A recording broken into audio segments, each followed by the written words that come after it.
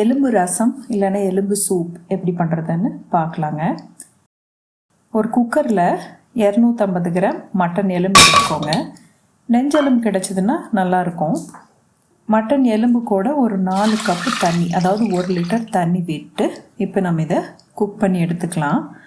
Cook பண்ணும்போது கூடவே கொஞ்சம் உப்பும் கொஞ்சம் மஞ்சள் பொடி இது ரெண்டும் சேர்த்து நம்ம வேக வச்சு எடுத்துக்கலாங்க. மட்டன் எலும்பிலிருந்து நல்லா ஜூஸ் உங்களுக்கு வெளியே வரணுன்னா நிறைய நேரம் நீங்கள் குக் பண்ணிங்கன்னா தான் வரும்.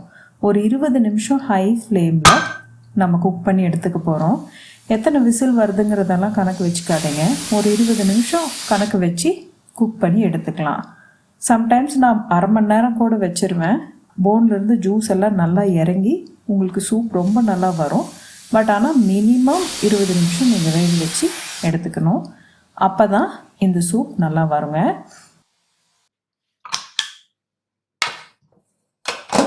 இப்போ பார்த்தீங்கன்னா மட்டன் எலும்பு நல்லா வெந்துருச்சு.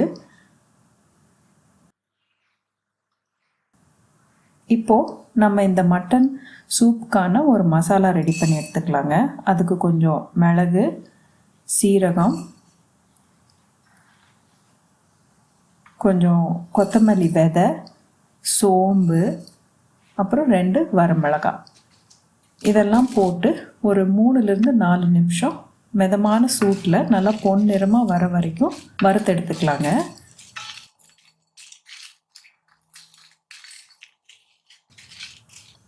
இப்போது நம்மளுக்கு மசாலா ஐட்டம்ஸ் எல்லாம் நல்லா வறுத்துட்டோம். இதை ஒரு மிக்சிக்கு மாற்றி ஒரு நல்ல பவுடராக பண்ணி எடுத்துக்கலாம்.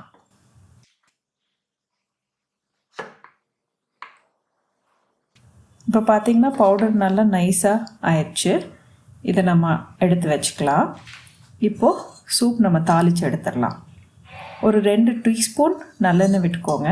நெய் கூட உங்களுக்கு பிடிக்கும்னா விட்டுக்கலாம். இதில் ஒரு 5 பல் பூண்டு கட் பண்ணி சேர்த்திக்கோங்க. கூடவே ஒரு 10 பல் சின்ன வெங்காயமும் சேர்த்திக்கோங்க. கொஞ்சம் கருவேப்பிலை இதெல்லாம் போட்டு நல்லா ஒரு 3லேருந்து 4 நிமிஷம் வதக்கி எடுத்துக்கோங்க. பூண்டு வெங்காயம் நல்லா வதங்குச்சுன்னா இந்த சூப்புக்கு நல்லா இருக்குங்க. இப்போது பூண்டு வெங்காயமும் நல்லா வதங்கிருச்சுங்க. இதில் ஒரு நாட்டு தக்காளி நம்ம சேர்த்துக்கலாம். உங்களுக்கு நாட்டு தக்காளி கிடைக்கல அப்படின்னா பெங்களூர் தக்காளி கூட நீங்கள் போட்டு வதக்கிக்கலாம். தக்காளி வதக்கும் போது ஒரு அரை டீஸ்பூன் உப்பும் கூட சேர்த்து நம்ம வதக்கிக்கலாங்க. உப்பு சேர்த்துனதுக்கப்புறம் உங்களுக்கு தக்காளி சீக்கிரமாக வதங்கிடும். ஒரு 3லேருந்து 4 நிமிஷம் நல்லா வதக்கிக்கோங்க. தக்காளி நல்லா குக்காகி வத்திடணும். இப்போ பார்த்திங்கன்னா தக்காளி நல்லா வத்திடுச்சு. இதில் நம்ம பொடி பண்ணி வச்சுருக்கிற மசாலா பொடியை நம்ம சேர்த்திக்கலாங்க. மசாலா பொடி சேர்த்திட்டு ரொம்ப நேரம் வதக்காதீங்க. ஒரு 10 செகண்ட் இல்லை 15 செகண்ட் நீங்கள் வதக்குனீங்கன்னா போதும். நிறைய நேரம் வதக்குனீங்க அப்படின்னா கொஞ்சம் அடிப்பிடித்து பார்க்கும். ஸோ மசாலா பவுடர் போட்டுட்டு ரொம்ப நேரம் வதக்காதீங்க. ஒரு 10 செகண்ட் வதக்கிட்டு நம்ம மட்டன் வேக வச்சு வச்சுருக்கோம் இல்லைங்களா, அதை சேர்த்திக்கலாங்க.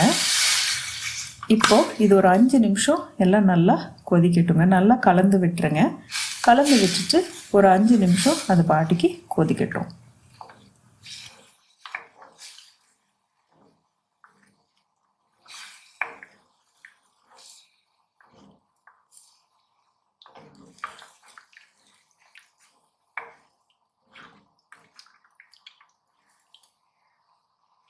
இப்போ நல்லா கொதிச்சிருச்சுங்க. இதில் கொஞ்சம் கொத்தமல்லி தழை தூவி நம்ம இறக்கிடலாம். மட்டன் ரசம் நம்மளுக்கு தயாராகிடுச்சுங்க. உங்களுக்கு சளி, இருமல் இதெல்லாம் இருந்துச்சுன்னா இது சாப்பிட்டா ரொம்ப நல்லா கேட்குங்க. ட்ரை பண்ணி பார்த்துட்டு சொல்லுங்கள்.